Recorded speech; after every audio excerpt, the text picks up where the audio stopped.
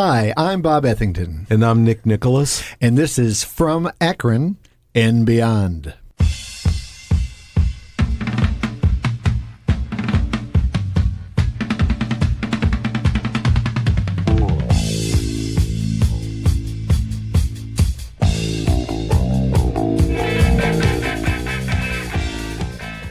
Hello, everybody. On our episode today, we have another one of our special Beyond episodes where we get a little off the beaten track of, or path, I should say, of music. Although, of course, music will play a role in this, as it does in everything we talk about. But we're going to go into a deep dive on a local figure who a lot of people may not know much about. I'm thinking of this sort of, if for you out there who have been listening to the show, we had Myron Vernus on some time ago, who was a world-renowned car collector. And I don't think most people realize this guy lives in Akron, and how what an incredible business he has, and what an interesting guy he was. And this is a very similar kind of character, if I may say so, Mr. Andrew Cahan. Hi, Andy. Hello. And he's a friend of ours, but he's also a world-renowned book collector and dealer, and also in photographs and all kinds of other collectibles related to that. As a retired librarian, I find that a fascinating job. And Andy's just an interesting guy all around. So we're looking forward to talking to him today and finding out more. Nick, how are you doing today? Everything's good. I had all 3 shots yesterday, so I'm my distemper was one of but anyway, it's really great to have Andy here. And Andy, I was going to ask you, this career that you've had ever since I've known you and heard about you. You've been dealing in rare books and other type of esoteria like that. How long have you been doing it? 46 years. Really? Yes. So that's been your career then, your lifetime career. Pretty much. I came at it sort of circuitously. I have undergraduate and graduate degrees in photography. Oh. And was teaching photography and decided that was not the role for me.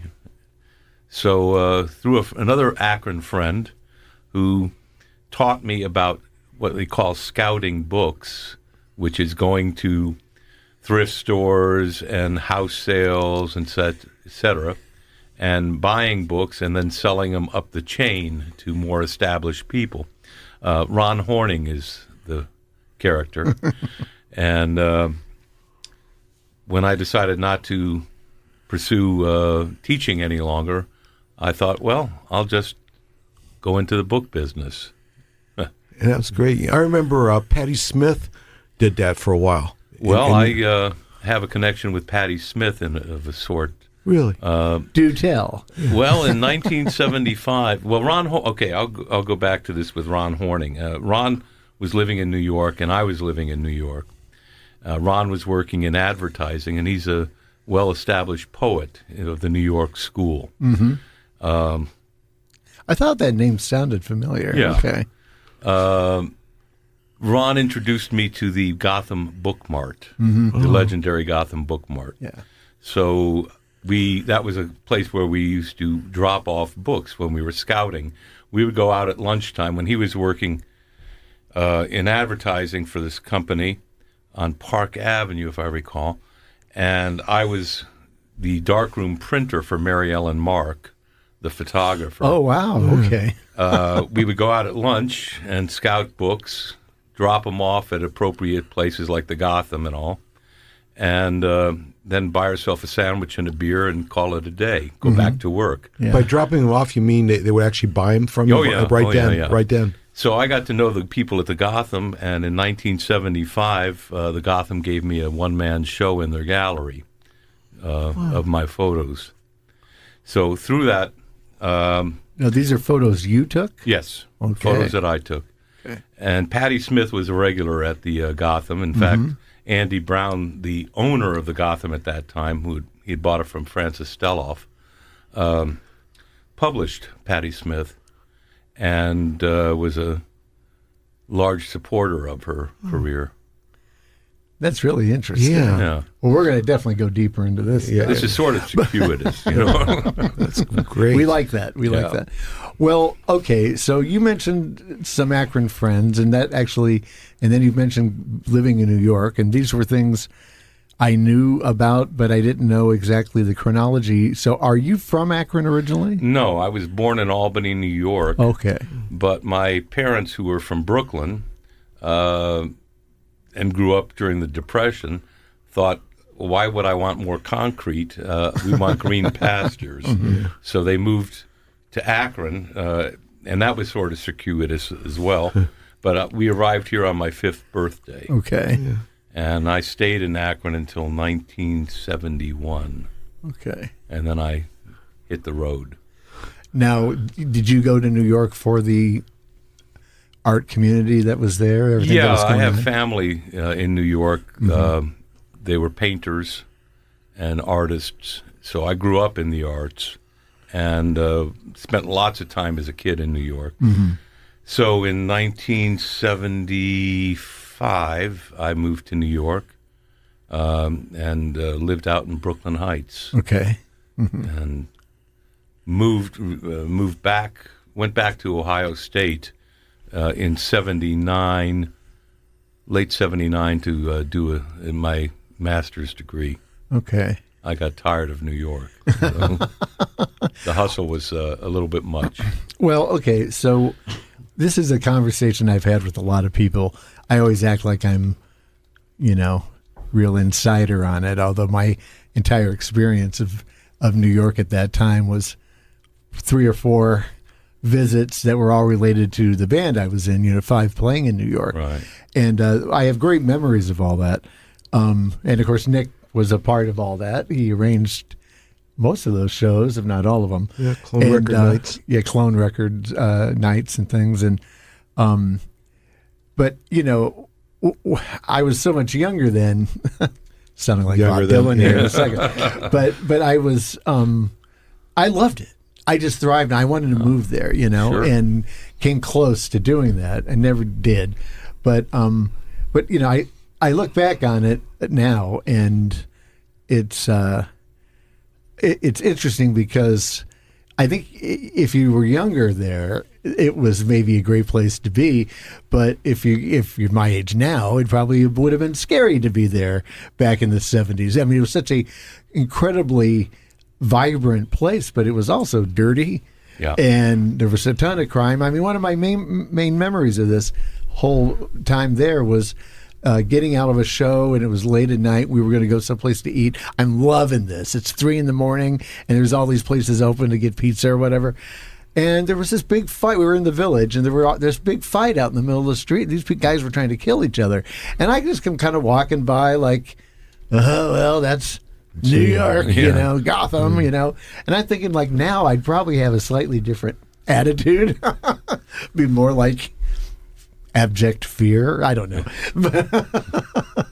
But so I want to hear more about that, though, because the one thing I will say that, again, I feel corny even acting like I have any authority to say this, but New York, when I've been there more recently, just doesn't have that same energy to me, the same vibrancy. No, it doesn't. It's just changed so much, and it's become so, I don't know, just everything's condominiums, and where there used to be, a cool music store that sold Indian instruments only, sitars and tabla and things like that, or incredible bookstores or incredible delis, or you can just go down the line. The rents have gone so high that those places they're all gone. Yeah. So now everything is Starbucks and chains, and so I'm curious. I want to hear more memories from you about when you lived there, The good old days. But but what do you think about all that junk I just said? Well, when I moved to New York,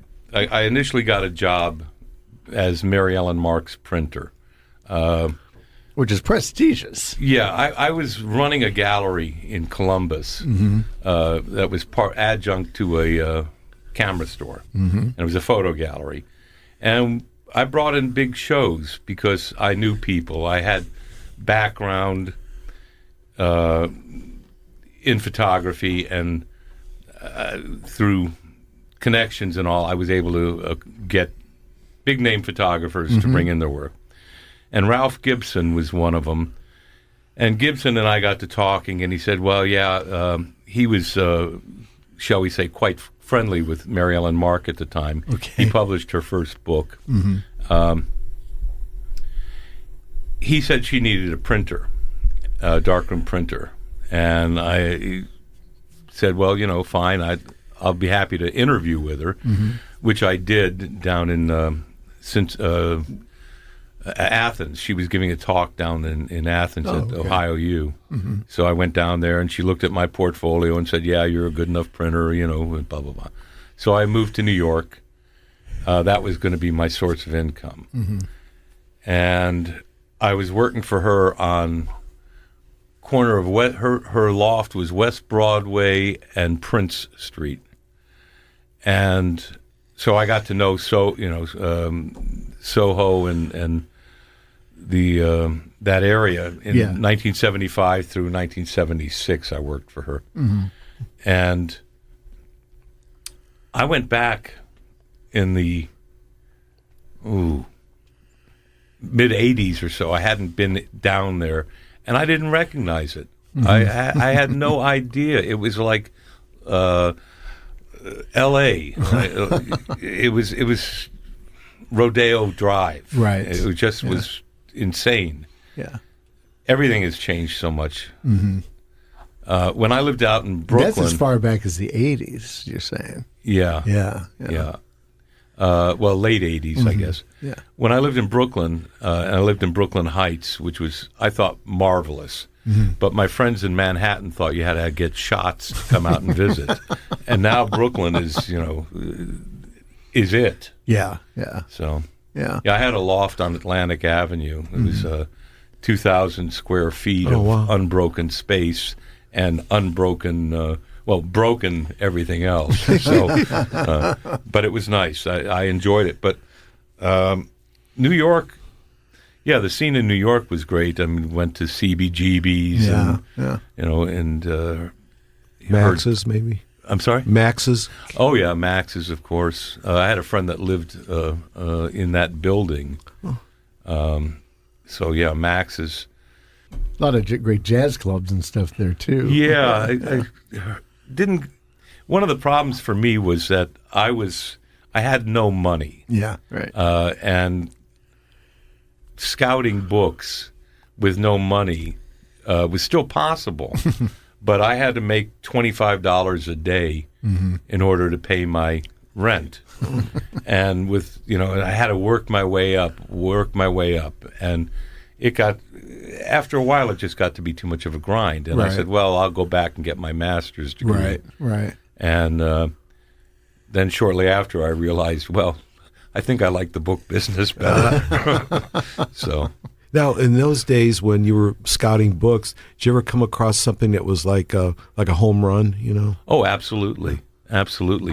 I got a job in Brooklyn Heights. There was a bookstore on Montague Street, as in Bob Dylan. Yeah. And speaking of, Sam Colton was the owner, and he gave me a job, $25 a day, cleaning his basement. And after a while, I put it in order, and that was my introduction to the real book business.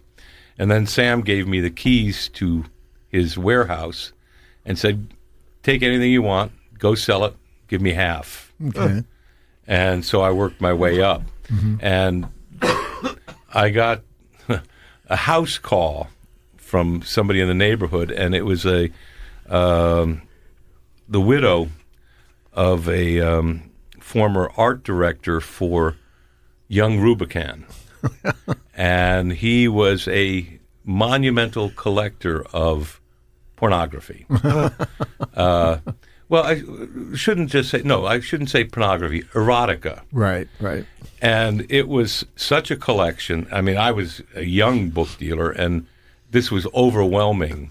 But through Sam, I did sell some things for her to other dealers in New York, big name art dealers, and a lot of the material ended up going to the masters for their study collection. Oh, wow. Okay. But that was kind of an interesting. Then daily I would go out trying to scout material, and I would go somewhere different every day. And I took a train once out to Canarsie, which is way out in Brooklyn, and the sun doesn't shine in Canarsie, ever. But I was walking around, and I asked people, stop and ask people, do you know anybody that sells antiques or a bookstore or whatever? And people said, oh, yeah, you have to go here, this guy named Aurelio. So I went and found Aurelio, and he was an old stevedore. But when he was done with his work during the day, he would go to auctions. He happened to go to an auction which was for the estate of Louis Comfort Tiffany. Oh, wow. And he had all this material, photographs, and he didn't particularly know what was what. I had $130 in my pocket, and I said to him, I'd like to buy these photos. And he said, how much do you have? And I said, I have $130. He said, fine. I ended up buying a dozen mammoth plate Muybridge photographs and some Louis Comfort Tiffany photographs. And Tiffany was known to be a photographer, but not widely known. Wow. And that set me on a whole career path. Yeah. Beautiful. Yeah. I sold a lot of it to a dealer in New York, and bought myself a new view camera and went off to Mexico for on another adventure. That's great. Yeah.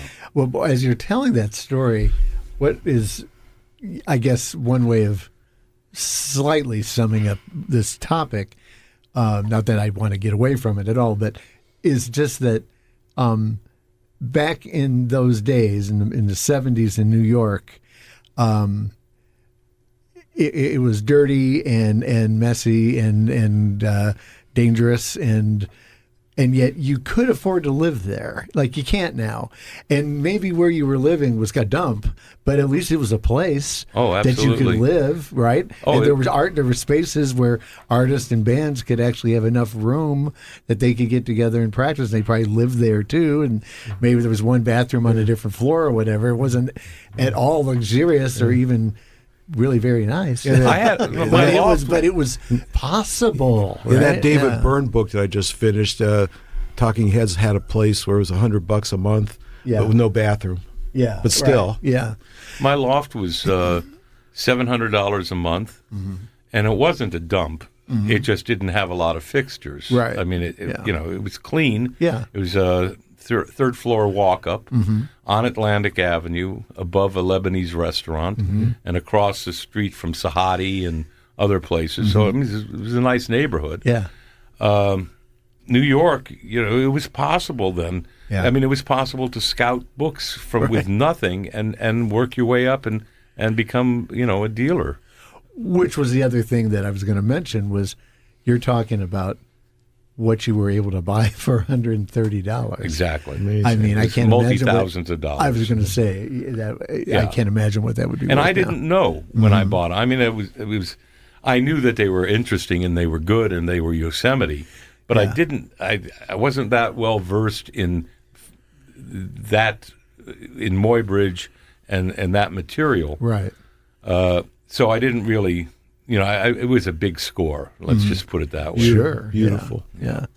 So this is From Akron and Beyond. I'm Bob Ethington with my co-host, Nick Nicholas, and we are going beyond today with Andy Cahan, a highly regarded rare book and photography collector and dealer, and lives here in Akron, but we're talking about his adventures in New York. We know that you had some adventures here in Akron, though, too. Yeah, when I was talking to you last week, I was pleasantly surprised that you were a disc jockey at WAUP at one point. That's right. And when you were undergrad there? at Akron? Yeah. The actual dates are a little evasive at this point. I mean, as people say, if you remember the 60s, you weren't there. Right. Yeah. And, it was the late 60s. Jimmy Carney was on the radio. Another music figure. I was working at Disc Records at the time. Oh, at Summit Mall. At Summit Mall. And Ron Ritz introduced me to the station. Okay. I can't remember what his function was there, but he had some function in programming, I think. So I went down and hung around for a while, and they ended up giving me a radio slot. I think it was on Friday nights. Okay. Yeah, and that's where I became better friends with Jimmy. Yeah. Okay. Yeah. It's funny as we've been doing these episodes, I hate to say the small town aspect of Akron, although that is probably one way of putting it, but a lot of people crossing paths, a lot of that I would never have guessed. A lot of, and boy, Disc Records comes up all the time. All the time. All the time. That's crazy. But anyway, so let's go back to your time in Akron. Where did you go to school? I graduated from Bookdale. Okay. I started off at Firestone. Okay. And through certain events, I ended up at Bookdale. Those are still sealed in a vault somewhere? Well, yeah. It was kind of ridiculous. But, whatever. And I enjoyed Bookdale more than I did Firestone. Okay. And then you started college here? I started at Akron U. Yeah. I dropped out after 2 years. I said, I started in 67. I graduated high school in 67. And I started at Akron U and went for 2 years. And then one day it just hit me like, what the hell am I doing? I was a psych major. Okay. And which is how I met Cindy Smith. Oh, okay. And subsequently her sister Debbie. Okay, interesting. So I sort of hacked around Akron, various odd jobs, worked for the city planning department, Disc Records, Janet Warner Interiors, doing painting and renovation work for her. And I had an apartment at Twin Oaks. I had what they call a garden apartment, which is your windows are come up. They're at from waist to Isla. You're halfway underground, shall we say? Yeah. But I got fascinated with the quality of light that came through, and that's how I said, I borrowed my father's camera, and that set me on the path. Okay. So. Yeah, I was going to ask how you got into photography. Yeah, and across the courtyard and upstairs was a fellow that also went to Bookdale, a year younger than me, Dave Ulrich. I don't know if any of you remember him, but he was well advanced in photography, and I got a job. Dave helped me. I watched him in the darkroom some, and got me going. I ended up going back to Akron U and taking a course from Irving Acorn in photography, and Irving was a mad genius and really lit a flame. I took a job at Metzger's Photo Supply to get me more into it and use my discounts to buy equipment. Right. And that was that. In 71, I decided to go into photography, go to school, and move down to Ohio State. Right. And you want me to keep going on with this? I'm interested. Okay. Yes, go ahead. Through Dave Ulrich, my associate, we became really good friends, and he was moved up to the Boston area, and I was reading the Times one day, Sunday Times, and there was an announcement for a new photo school going to start in Boston. So I got in my VW and drove up there and actually helped in the construction of it. And there I got to meet some of the big-name photographers and take a few classes, and went back down to Ohio State, working on my undergraduate degree in photography. Right. And I went up to Boston to see Dave and show him my latest work, and he said, "Oh, this is great." He had already established an association with a photographer named Minor White, and Minor was well known, internationally known, and at that time, he had moved from RIT and Eastman House to head up a program at MIT. Okay. And Minor was also one of the founders of the magazine Aperture. Oh, okay. Yeah. So Dave said, well, let me call up Minor and show him and ask him if he'd like to see you. So he did, and Minor said, yeah, come on over. And I went over there, and I showed him my portfolio, and he invited me to be one of 3 students to reside with him for the coming school term. So there were 3 of us that were sort of the resident houseboys. Yeah, we took care of the running of the house and got to sit at the foot of the master. Right. And that set me on a career. Now, speaking of your portfolio, this is probably a slightly unfair question to ask, but what was the nature of your work in photography? Like, did you did you do portraits? Did you do nature things, or more experimental kind of stuff, or not sure if you were going to quantify my work at that time, I photographed light. Okay. I was interested in the quality of light and its effects on people, on the landscape, and it was very kind of intimate. Yeah, I think that might say it. Were they black and white? Yeah, black and white, all black and white. Okay. But when I moved to New York, after all this, I had a SX70, and I loved Polaroid. At Minor's, Minor was the technical he was friends with and on the same level in terms of technical ability as Ansel Adams. Okay.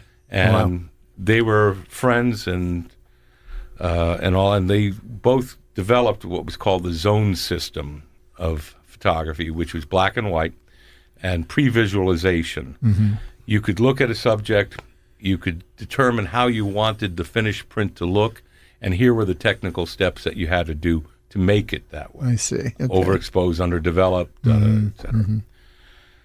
So at the foot of the master, I got introduced to black and white Polaroid. Okay. And in a way, it was not quite an insult, but I turned more towards Polaroid than I did to black and white film, other film. Right. But Polaroid had its own. It had what they call Type 55, which was black and white. You had a print, and you also had a negative, and the negative was extremely high quality, so you could go on and make additional prints from it. Oh, okay.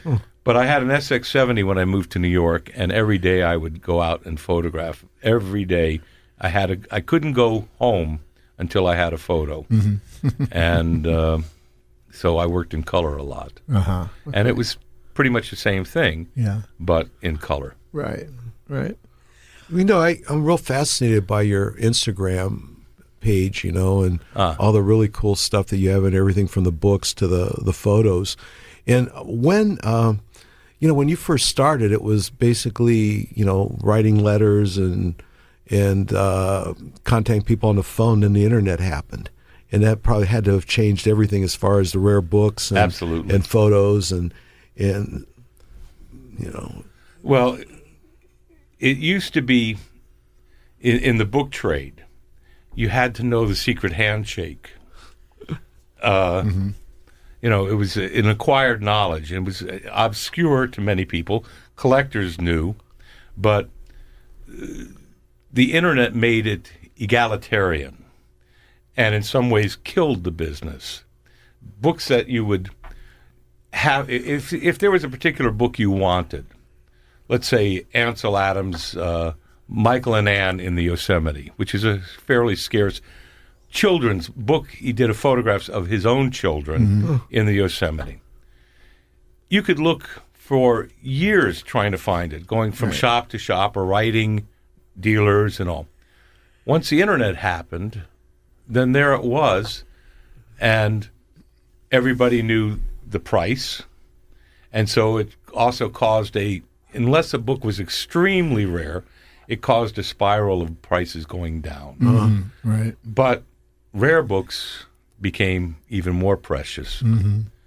Yeah, that's interesting. That kind of touches on a topic that's come up before on the show, which is sort of the lost romance of collecting anything, and I mean, I think when we were talking about it, it was more about records, but in, bringing this all together with New York and everything else. But, once upon a time, kids, one of the great pleasures of going to New York was because you could go to all these crazy, fantastic record stores that had things that you'd never find Bleecker here. Bob's.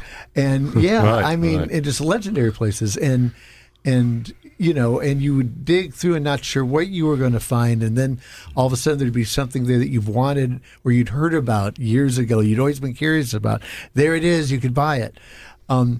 Even on a lesser scale, just a trip up to Cleveland, for books or whatever, go to Publix Books or K's or whatever, and and it was kind of an adventure. And the internet changed all that, because now it's like, well, I don't need to go to New York because I can get it and have it mailed to me at my house. Not to mention that a lot of places in New York aren't there anymore, probably because they got out of business because it allows of this. me to be a dealer in Akron, and yet have my trade is international. Right. Yeah.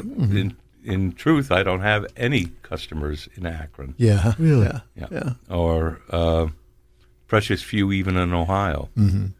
Now as being a rare book dealer,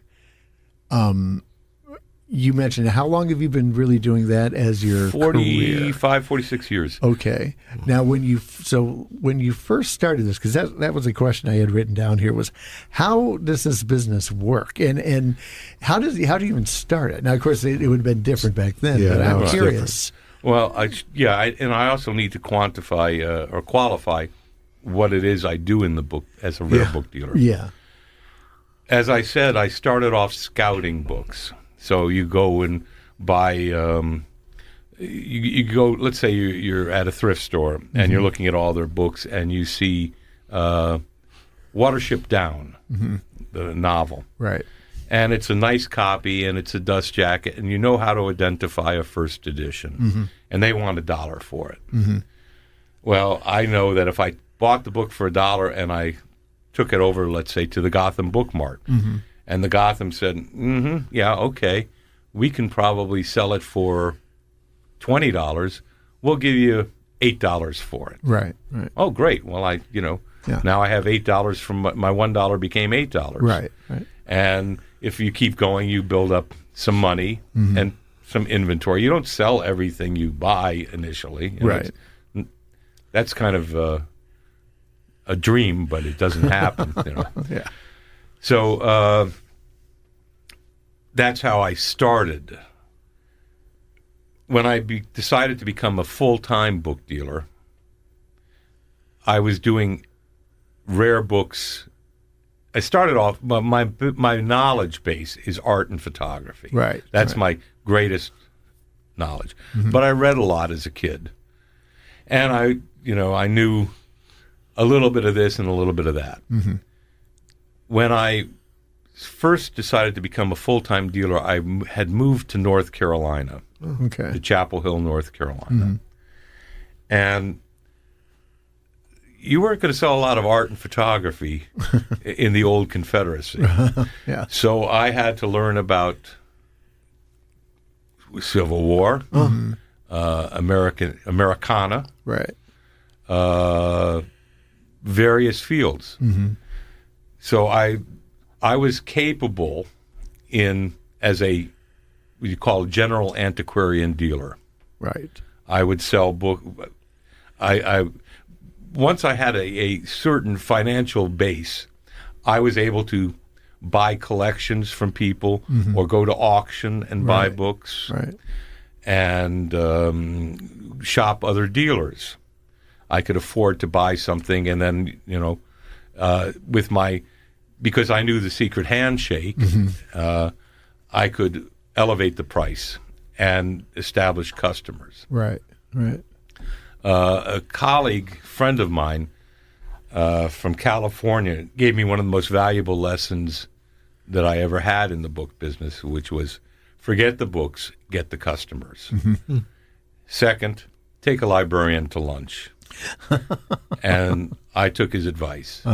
And that was instrumental in building my business. Tell me, sir, take a librarian to lunch. How would that?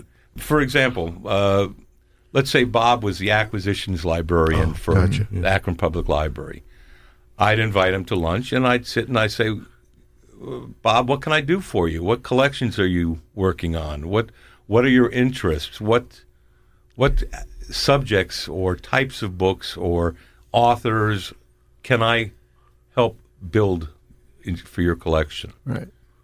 Collection development. Yeah. Beautiful. And that was it. I mean, there's no great secret, but it just was a good way to get the customers. Bob, does that still exist today? I mean, does Akron Summit County Library do that? I mean, to a degree, because that would probably be more now in our archives department. Or new publishers. And yes, right. The publishers come. And they do. They're reps. Right. Reps will come in. Yeah. So, but that used to be way more common than it is now. Yeah. But, yeah, sure. That would be, and there's like the whole Akron History Project and the museum that's coming up in another year or so. Those are the kind of people that would probably be looking for these kind of items as well. Okay, so we are here on this episode with our guest, Andrew Cahan, who is a rare book dealer, and he's been talking about his career, and we've been talking about some of the time that he spent in New York, which was interesting. And it occurred to me that you might have run into Andy Warhol at one time. Now, Nick, we're talking a little bit about my daughter, who's executive director of the Massillon Museum. And a few years ago, it might have been as long as 5 or 6 years ago, they had an exhibition of Polaroids that Andy Warhol took, and it was pretty fascinating. I didn't know that was a part of him. Right. Oh, absolutely. But so Andy, anyway, ultimately what I'm getting at here is, Andy, do you have any interesting stories about people you met over the years? Well, since you mentioned Warhol, I was living in New York. I was scouting books at the time, and I had built up a few private customers also. I'm standing in front of, it's Union Square, it's raining. I can't remember, I think what I was doing. I was probably out trying to buy books, maybe at the Strand or something like that. It's raining. I take shelter under the awning of the McDonald's across the street that was adjacent to Union Square. Who shows up but Andy Warhol? So we start talking. And I tell him, of course I know who he was. And I said, sort of throwing around my pride. I said, well, I had an exhibition where you had exhibited. And he said, oh. I said, yeah, the Gotham Book Mart. Because Warhol did windows for them also. Yes. So he said, oh, yeah, I know. What do you do? And I said, well, I'm a book dealer, specialize in art and photography. And well, I'm looking for copies of my catalog raisonné, the Krona catalog, which was done in Sweden at the Museum the Modern Art Museum in Sweden. It's issued in paper. It was fairly thick, about 2 to 3 inches thick. The cover was those wonderful wildflowers, vibrant wildflowers. He said, "Hey, I need copies of that." And I said, "Oh, well, I think I can help you out with that." Now, here's a little aside. As a dealer, I would fly back and forth to Cleveland because I got to be friends with Mrs. K, one of the few people she ever took to lunch. She was a notoriously cranky woman, shall we say. Yes, Kay's Books, right? Kay's Books. Yeah, legendary. So, but I was a regular customer of Kay's and Publix since I was about 13. Mm-hmm. And I'd fly back to Cleveland. Mrs. K would have her drive me out to her warehouse, lock me in with a flashlight, and her warehouse was 2 stories, and she and her husband bought what were called remainders over the years. So when a publisher issues a book, let's say they 5,000 copies of a book, and they sell, through sales and all, they only sell 3,000 copies. Well, there's a couple thousand left. So the publisher takes bids on the bulk, and those are called remainders. Mm-hmm. Then there are book dealers that only buy those. They buy up those in quantity, in bulk, and sell them to the public or to other dealers. Well, the K's were avid buyers of remainders. And through my times at her warehouse, I knew she had the Krona catalog. Wow. So I told Warhol, call Mrs. K. Mm-hmm. And he did. And he said, listen, anytime you want to come up to the factory, you're welcome to come up. Mm-hmm. So on another trip out to K's, I bought multiple copies of what's called Warhol's Index book. And it had fold-outs and pop-ups and I remember that book. A record, yeah. Lou Reed record, a Velvet Underground record in it, and it was quite a wonderful production. So I bought multiple copies of it, and I went up to the studio, to the factory, and had him sign them for me. Mm-hmm. And my copy he signed 7 times from Andy to Andy, and that's how I got to know Warhol only slightly. Mm-hmm. In conjunction with Nick's daughter, Warhol also not only did Polaroids, he also did a lot of photo booth. Yeah. I happen to own a photo booth photo of Warhol and another young man from the late 40s, prior to his going to New York. Wow. And I've tried to authenticate it through his nephew and through the Warhol Museum, and gotten close, not completely verified. Mm-hmm. But Warhol's cousin did own a photo shop in Pittsburgh and was one of the first to have a photo booth.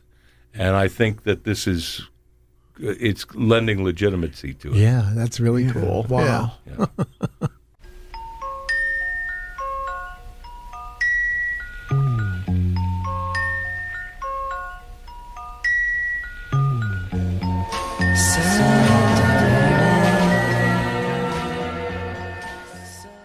Yeah, for those who don't know, talk about making trips up to Cleveland to go to bookstores or record stores. Kay's was one of the places you'd go to, and it was always. You're not familiar with it, Nick? No. Yeah, it was a great place, but it was just filled with books and sort of, I would describe, semi-order. But she set up on this big high sort of platform above everybody, and she'd watch you like a hawk. She was sure that everyone was trying to steal from her. And, and if you were like me, a book geek who was there for hours, she really would get very nervous about me, of that kind of person. Why are you here so long? You know, aren't you about done? She'd yell at you, from across the store and stuff. So she was a real character. Yeah. Everybody was lived in fear of her, but she was actually kind of. I mean, she was nice to me. Yeah. And Publix, the other store, which was just within a block, right. Publix was a long-standing, where Kay's was a new, primarily new bookstore that sold remainders as well. Right. But huge inventory.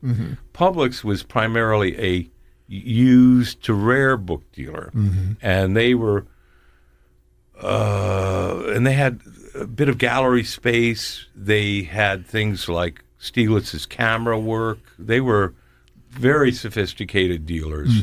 So that was in Cleveland, and then there was Peter Geiselgoff in the arcade. Cleveland was quite a good book town at one time, and there was a publishing town. Yeah. World Books came out of Cleveland. Wow. And in Americana, the Arthur C. Clarke Company. Arthur Clarke, was it Arthur Clarke or I get it confused with the writer Arthur Clarke. That would be Arthur C. Clarke. So it was an Arthur Clarke Company. Okay. Was publishers of diaries and travelogues of the frontier. Oh, okay. And wonderful publications, highly sought after publications. Yeah. And then they ended up moving out to Pasadena or Glendale. But they started in Cleveland. Yeah, I miss those days of Publix and K's. Those are fun trips in the cool record stores. But anyway, so Andy Warhol, I suspect that you might have another one or two interesting encounters with Glitterati of New York. Yeah. Through friends of mine who were dancers with Twyla Tharp's company. Oh, wow, okay. Tom and Jenny Raw, they were at Ohio State, and they went on to be principal dancers with Twyla Tharp. Tom was also very interested in photography, so I would help him a little bit with his photography. He'd help you with your dancing? Well, not so much, but they were doing Twyla had this important dance that she had created called the Hundreds. Okay. But she was going to perform at Brooklyn Academy and decided to make it the 50s. So what it was 50 unique dance movements. And so it broken down, if you take a dance and you break down certain movements and then you put all these movements together, they're incorporated into a dance. Right. So her idea for this performance was to get 50 people on stage at the same time doing the 50 the movements. So each person was assigned one movement. And Tom invited me to do I was doing a pitcher's delivery, delivery. Okay. So we're all at the Brooklyn Academy. Behind the curtain comes the cue. All of us march out onto stage in a given area and perform our piece and then march off. And I happened to be on either side of me. On one side was Edward Gorey, and on the other side was Estelle Parsons. Oh. So I can claim that I danced with Twyla Tharp. Yeah, that's pretty good. Oh, that's fantastic. Other Glitterati. Allen Ginsberg had openings at the Gotham. Sure. John Ashbery. Oh, okay. Great poet. Great poet. Let's see, photographers, too many to count. Sure. When I was working for Mariel and Mark, we did a shoot for, she was doing a shoot for, now it evades me. I want to say Joni Mitchell, but it wasn't. Oh, anyway, you can cut that out. Okay. But she did do photo things on rock people, right? I mean, all the time. Some. Right, yeah. When I was printing for her, I printed her portfolio that got her into Magnum, the association. And part of it, when I was working for her, she spent most of the time on location, here and there, but a lot of it on location. Mm-hmm. She was the set photographer for Apocalypse Now. Oh, wow. Okay. So I printed her photos for of Marlon Brando and photos for that shoot. Martin Sheen, whoever, Dennis Hopper. I remember distinctly the Brando photo, of course. Right. And I printed for her a book she did called Ward 81, and that was when she was on location as the photographer for One Flew Over the Cuckoo's Nest. Yeah, I remember that book. Yeah. Okay.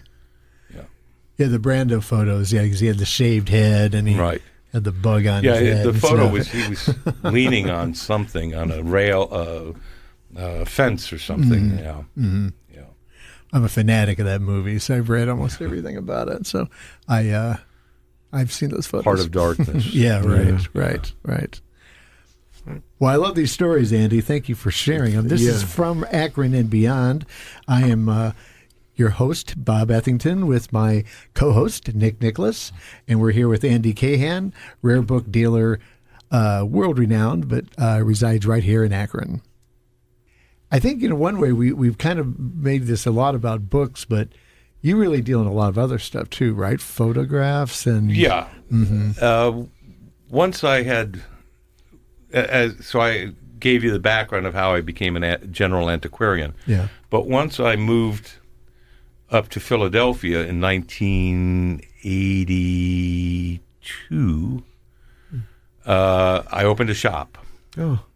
And I was still doing Americana literature, this and that, even incunables. I mean, if I got offered, something, incunable means literally from the cradle. Mm-hmm. So the first 50 years of printing. So if it was something from 1452 to 1500, I handled a few. Yeah. I handled autographs, etc.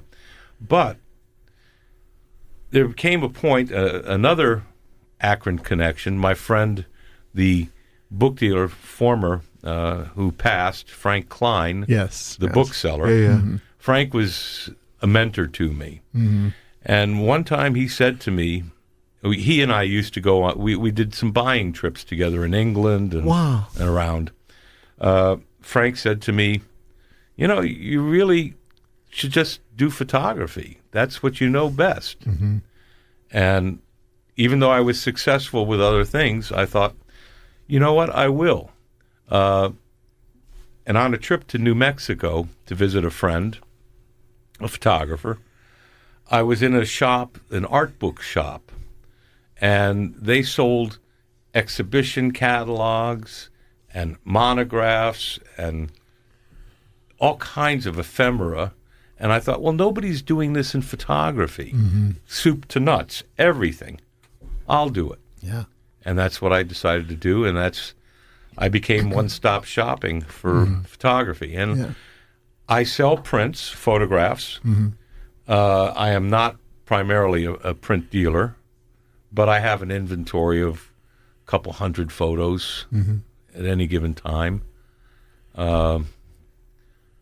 And I established, nobody was doing this to any degree, and I started selling the technical material pre-1900. Mm-hmm. So from the absolute advent, the first idea of photography, through its technical development. Right. And I built a collection of, it was 200 feet, linear feet of 19th century photographic journals, 1,500 manuals, 500 trade catalogs, etc. Yeah. Now, Nick mentioned your Instagram link, and then, of course, you're online, right? I am online. Businesses. And how do people get to that? CahanBooks.com. Okay. CAHAN books, .com. Okay. I have looked at it a number of times, and I don't know. I just find your website fascinating. Yeah. Just the things that you're adding and things that you have on inventory. It's definitely something I would recommend people have a look at. Now, I got to know Andy. We'll make this a little inside here. I got to know Andy because I was friends and musical colleagues with his wife, Debbie Smith, who was the bass player in the legendary band The Poor Girls, and also in the great Akron band Chai Pig, and my band that I was in, Unit 5. We played with them numerous times, so did the Bizarros. And Nick, how did you get to know Debbie? Was it just through that? Yeah, through the same thing. Yeah. Sure. She was on. They had a couple cuts on one of the albums that I did on Clone, Bowling Balls from Hell Volume 2. Yeah. And we played with JVs, and it was the bank. But, my best memory of Debbie, though, is when I saw the Poor Girls at the Akron Civic Theater when it opened, I think, for Steppenwolf. Right. I mean, man, they were great.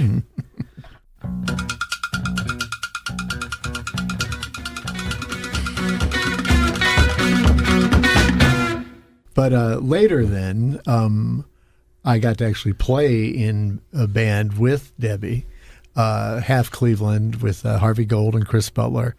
And yes, Debbie is on our very short list of people we want to get in here. Yeah, right and into do a her deep dive with her about her musical career and her life in general, because she's a great person. Yeah, I talked to Sue Schmidt, and who was in Chai Pig. Yeah, and supposedly she knows the existence of some Poor Girls recordings, and we'd love to have an interview with both the girls and Rich, the drummer, and maybe debut some of that stuff nobody's ever heard. But instead of Nick and I talking about your wife, why don't you talk about your wife? Yeah. Talk about my wife. Loaded question. Well, how did you meet Debbie? In that period where I had dropped out of school and was hacking around, I was working at Diamond's men's store at the mall. Yeah. And but prior to that, I was, as I said, I was a psych major, and her older sister, Cindy, was a psych major, and we were in classes together. And Cindy and I got to be friendly. So when I was working at Diamond's, one day Cindy brought Debbie in to meet me, and that was kind of that. Rest is history. Well, there's with gaps. I was Debbie's first boyfriend. I remember this was wonderful. We were seeing each other, and I was on the phone with her one night, and she said, I've never been on a date. And I was sort of flabbergasted. She said, well, hang up and call me back and ask me out for a date. So I did, and we went to the Lynn Theater. The Lynn was on Waterloo Road. The Linda's in Goodyear Heights. Ooh. Well, anyway, one of them. Yeah. I think it was. That's where we went, and that was our first date. So Debbie and I were boyfriend, girlfriend for until I went down to Ohio State in 1971. I saw her for about 2 years, and 71. And then our paths sort of split. But when I would come back to Akron, my folks still lived here, and I would see Sue and Debbie and other people, that I grew up with. Yeah. I would follow her course. I saw her play at the bank. When they came, they were playing at Mr. Brown's in Columbus, so they'd stay with me when I was down there. 1979, when I went back to grad school, the band would stay with me at my apartment. I saw them in New York, et cetera, et cetera.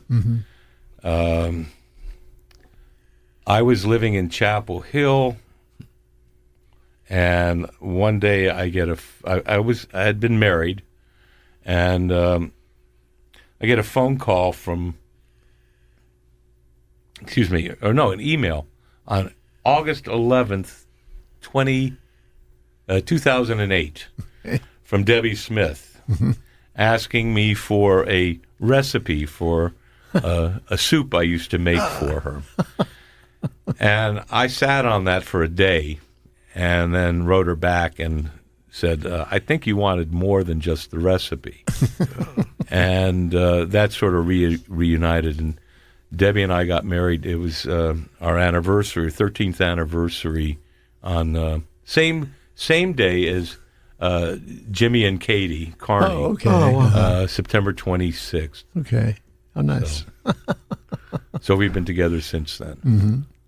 That's a great story. Great story. Yeah.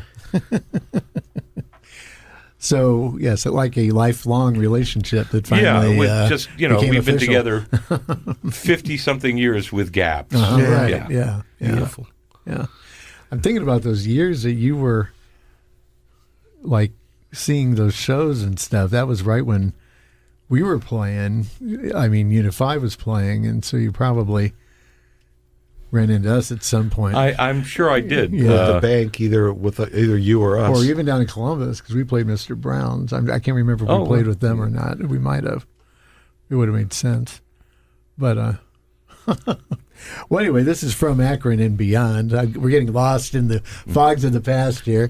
I'm Bob Ethington with my co-host Nick Nicholas, and we're talking with rare book dealer Andrew Cahan and hearing about his business and his years in Akron and around the country and in New York. And it's been fascinating talking to you. Now, I know that there's been some time, you mentioned New Mexico, and a little light went off in my head because I've fallen in love with New Mexico over the last few years, having gone out that way. And I know you and Debbie are thinking of maybe taking a trip out west at some point. We have been to we have been out to Santa Fe and New Mexico several years ago. Mm-hmm. Yeah. I love the Southwest. Mm-hmm. I thought that I would end up there. Yeah. Just prior to receiving that email from Debbie. Yeah. And since she was vested here in Akron, that's what brought me back to Akron, which I said there was never going to be a magnet strong enough to bring me back here. Apparently there was. Yeah, there was. Yeah. Is Debbie still working, or is she retired? No, she does a little bit of legal work. Mm-hmm. Was she a magistrate for a while? She was a magistrate for 7-8 years, I believe. Yeah. And she was the mediator for Summit County for family court. If you were getting a divorce in Akron or in Summit County and you hadn't reached an agreement between the parties, especially regarding children, you would go to see Debbie, and she would mediate a settlement and terms, and she was remarkably successful. Yeah. She's a peacemaker. Yeah, I could see her being absolutely. great in that job. I've heard stories, a few, like the people fighting over the Halloween candy, but she even made peace with them. Yeah. Wow. Yeah. But anyway, to get back for a second about the Southwest, when I think of the Southwest, one of the things that I always think of is the quality of light there. Absolutely. And so when you do ultimately make you and Debbie head out there and make a trip out there, will you take your camera with you? Exactly. I have multiple cameras, and when we decided to do this, I had just bought this station wagon so I would have adequate room for all my equipment. I bought it just as COVID was coming in. So we hadn't made the trip yet. Right. But we're planning on it in March of this coming year so we can time it with the blossoming of the desert flowers. Right. Beautiful. Right. Yeah, that'll be a great time to be there. Yeah. Wow. But I have one of my oldest friends is a photographer and teaches at the Ghost Ranch. Oh, really? Okay. In Santa Fe. Well, actually out in near Taos. Right. So yeah, I've spent Abiquiu, I think it's near Abiquiu. Abiquiu, exactly. Yeah. I've spent a fair amount of time out in New Mexico, a little bit in Arizona. I've not been to Utah or too many other places. So this trip is going to show us a little bit more. Yeah, Utah lives up to the hype as well, Yeah. for sure. It's it's amazing out there. But it's cool to hear that you're still involved with your photography. Then. I have a darkroom, but I also have 5 cameras, instant cameras. Okay. No longer Polaroid because, sorry to say it, the new Polaroid film stinks. Really? But Fuji makes a phenomenal instant film. Okay. So I have a number of cameras that will take the Fuji film. And I also have my iPhone, right? Yeah. which I bought Fuji makes a little printer. I can make a photo with my iPhone, Bluetooth it to the printer that takes Fuji film, and I have an instant Fuji film photograph. That has to be very cool. It's very cool. Yeah. I always thought of digital. I'm not a digital photographer. I don't. Having studied with the master, I was an analog guy. Sure. And I have digital cameras, but I'm no fan of them. Sitting at a computer all day doing my business, I sure wasn't going to do it for fun.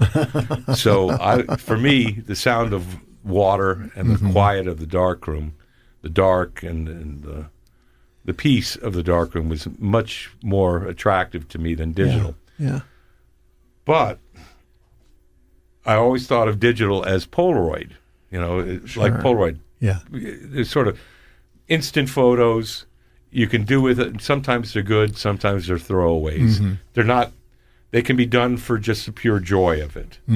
And now I guess I'm doing semi-digital with my iPhone and my Fuji printer. Right. Yeah. It's a hybrid in a way. Yeah. Wow. So, Nick, I've been dominating the conversation. Oh, here. that's just fascinating conversation, What, do you have anything you'd like to follow up on? No, not really. Well, I rumor has it that you have some rare books that you want to get prized. Is that true? Oh, well, I don't know how rare they are now. The one I was looking for, I couldn't find. But I got about 30. It's very rare then. About 30 that I laid out there. We'll see. Hey, those Mad magazines don't go for that much money. Just warning you. Of course, maybe they do, for all I know. Actually, I'm sure the early issues of Mad are quite collected. Well, there you go. Hey, did you know Ron that had Mad Money? Sure. Do you remember for a while, he delved in all kinds of collectibles. Yeah. And he had a thing for a while where he was early printing, like from the late 1800s. Like, I forget what the color process was, but I've got a few of the things I bought for him that are framed. Broadsides? One is like an ink company, like advertising thing, with a little 3 or 4 little devils hopping around, But anyway, and he even collected credit cards. Huh. But I just wondered if you remember some of the collecting credit cards sounds like a illegal activity somehow. No, it was or a dangerous one at least. No, anyway, I just thought I'd mention that part of because he had a whole section there of all printing from the advertising from the late 1800s. Sure. I think it's interesting about how Andy was talking about with the internet, a lot of values went down. On the other hand, you don't have to have a brick and mortar place anymore. That's true. Right. That's true. Yeah. It liberates. It could liberate you. Although a brick and mortar shop which regretfully there are fewer of, I'm sure, has a great advantage, and that's called books with feet. They walk in and they walk out. I see. People bring you stuff. Right. And also people come in to browse. One of the problems with the internet is browsing. Right. You kind of have to know what you're looking for. Right.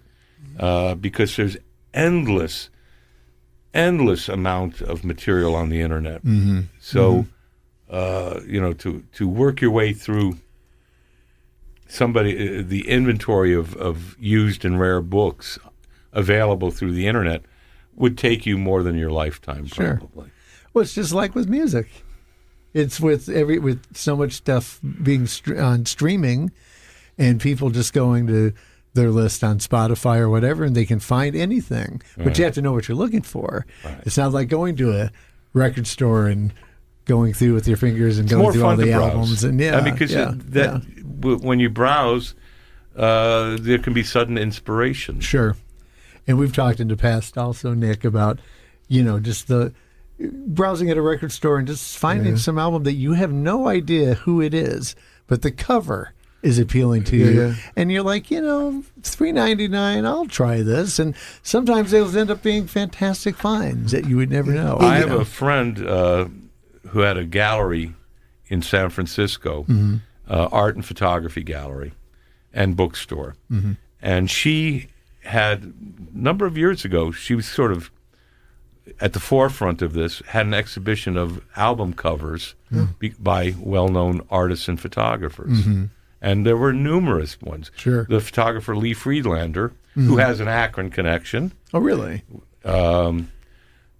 His book, which was semi-sponsored by the Akron Art Museum, or it might have been still the Art Institute at that point, Factory Valleys, was done in Pittsburgh and Akron area. Oh, okay.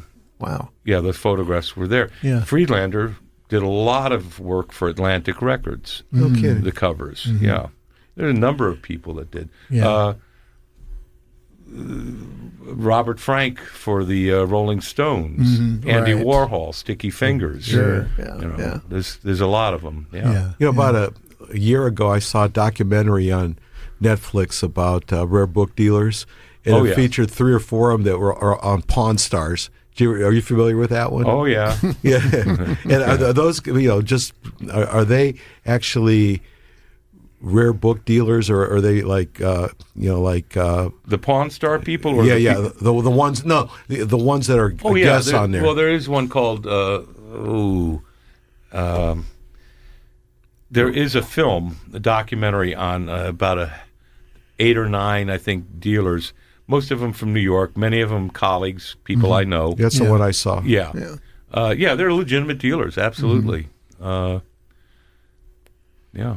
Pawn Star people, they would call in this young woman who at that time worked for the Baumans. Rebecca. And she now is partners in a bookstore in Brooklyn, and also a colleague, a member of the same organization I am, the ABAA, Antiquarian Booksellers of America.